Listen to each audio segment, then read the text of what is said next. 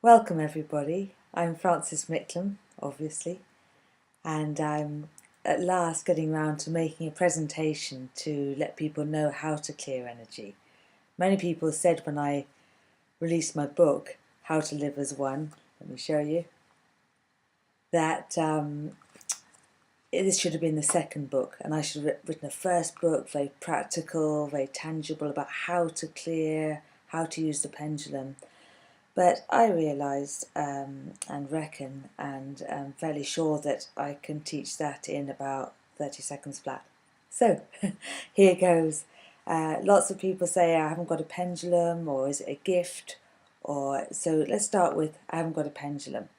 Like eventually you might have something beautiful that you find that was given to you by your great-great-grandmother, but that might be too precious to bring around with you.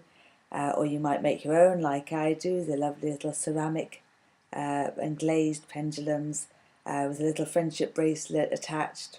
An absolute win-win situation. But if you haven't got that, all you need, a little bit of string, some scissors.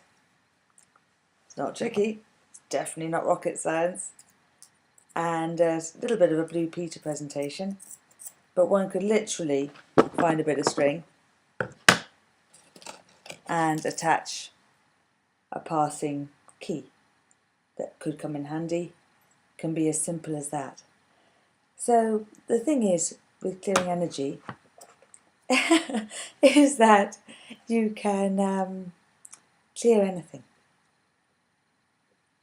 and all you have to do is find out what your clearing mode is. And what I mean by that is which way the pendulum swings for you. So I was taught that you hold it over your palm. Initially it will do something. One particular movement for me, it's a clockwise circle. But then over the back of my hand, it does a straight line. And then I take my hand away and I say, show me my yes. And it's a clockwise circle. So what could be easier? What it means is if I want to clear something, it's a clockwise motion that I'm looking for.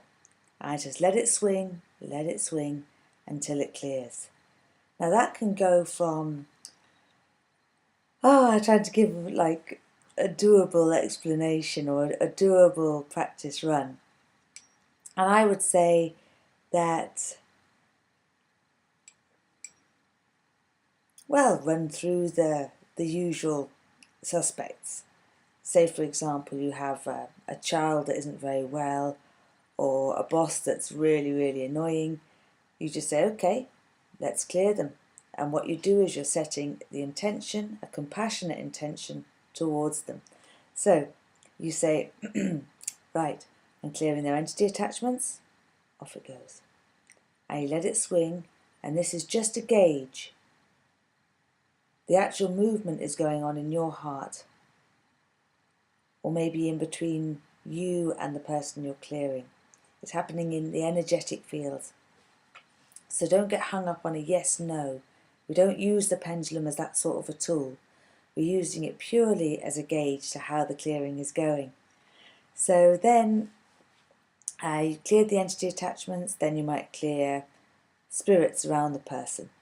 I like that one because it kind of gives the benefit of the doubt. This might not be their stuff. It might be something that's just hanging about. So it allows that to pass, and not assuming it's yours or theirs or anything like that, just let it go. And then maybe their emotional energy field, their mental energy field, their spiritual energy field, physical, their Gaia energy field. Now that would be their relationship to the land. This might be particularly relevant if you're stuck in a city somewhere and haven't seen daylight for 3 weeks.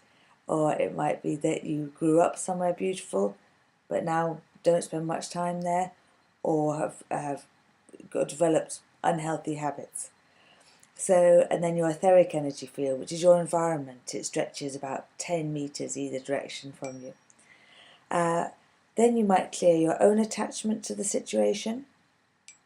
For the child, it might be your responsibility for them. For the recalcitrant boss, it might be how much you dislike them. That's going to hold a problem in place. So you have to let it go. Let go all your feelings, all your victimization, all the unfairness of it. Let all that go and just do a totally neutral clearing. Now, the other really nice thing is to use a dowsing rod. Now, again, you might have a lovely deluxe one. 2 hazel twigs wrought from a hazel tree 200,000 years old. Again, passed down to generations. Or you can just use a coat hanger. I've got a rather nice one here that was actually a necklace. It has some amber on it, very protective, nice stone or crystal, whatever it is, and a lovely golden spiral coil around it, which adds a bit of geometry to it. But actually any old thing will do. Oh, I'll put that down. Call me adventurous. Say for example you have a bit of wire like this. You're like, oh my goodness, right. All I need now is some wire clippers. Every decent toolbox has them in. In you go. In you go. Free it. Free it. And then, before you know it, you have liberated a piece. Make it into a vague L shape, and away you go. And you might say, oh, I know that's not going to work. But literally anything works. Even your finger would work. You just have to, this is just an extension of your hand that you can see moving, you can see to follow. As your sensory awareness becomes stronger, you won't need the dowsing rod at all. But it's fun. It's fun to watch it, it's fun to follow it, it's fun to gauge it. So you hold it like this. Thumb up, 3 fingers around, little finger inside, and loosely you can put the thumb down. And you just follow it around, and energy should meander. It should flow like ba-dee, ba-dee, like this. So when you go into a room, often you'll get even just to the door and it'll swing like this, like that, or wiggle like that. And that means that there's not a natural flow forwards. It's a vortex of 2 sorts, either where there's a dense energy, anger can be erupting there, or difficulty or pain, or there can be a drain, like a plug hole sort of vortex. And that is often experienced as a loss of financial well-being, a loss of energy, everyone's tired in the house, depression, and it can be a telltale sign of underground water or some other sort of geopathic stress, environmental stress. So you found your little wiggle, it's like flying around the place and you're thinking, oh no, I now live over a vortex. But rather than stopping at that, again you pick up your pendulum, you go, oh, is this a vortex? Yes. Can I clear it? And you're just dissipating the energy. The fun one to start with, and one of the ones I started with, was just to ask your dowsing rod, how close can I get to my computer, or how close can I get to my mobile phone before it has an adverse effect on me? So off you go, you're following it along, and often about 6-7 meters from the appliance you're wondering about, you will get the wiggle. And that goes to show that you have actually, it's totally unhealthy, your interaction with these appliances that you spend a lot of time with. There might be emotional charge, you might be waiting for an email, you might have had an argument on the phone, it might be just the electrical charge that these things emanate. So either way, it doesn't matter. All you do is you pick up the pendulum, you start clearing, and you ask for the relationship between you and that appliance to be neutralized. Simple as that. You're changing your relationship to the particular object, and you change your relationship to people, to things, to situations, thereby dissipating the emotional charge that holds negativity in place or any other stuck energy in place. And it can work for every area of life. You're going for an interview, you might have some fear around it, you can clear that. You can have something from your past that's slowing you down. I mean, I've done heaps of fantastic clearings. You might start with when I was born. Let's clear my first year. Let's clear my second. Let's clear my third. And as you go through, one of the things you're doing is you're acknowledging yourself a little bit more each time and allowing a little bit of time for awareness of what actually happened in that time. Birth is going to be fairly stressful. You squished out and you weren't expecting it, and you've got to breathe your own oxygen, and goodness knows what other struggles you might have been gone through, or your mum might have gone through at that time. Your first, second, third years, they're all formative years, your teenage years, and then you get into your conscious memories.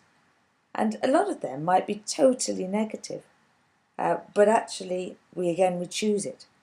And it's worth sometimes choosing, once you've cleared the charge that keeps you going back to the negative memories, choose to rewrite that. Choose to pick out the 10 brilliant aspects about your life. Because a lot of what clearing is about stopping identifying with old conditioned self-image and views of the world and understanding of reality, and realizing that you're creating it as you go along. So make it a serious amount better. That's the job. And it's a lovely process of self-awareness. And it's a lovely process of healing for everybody. The more you do it for other people, the wider you expand your own horizons.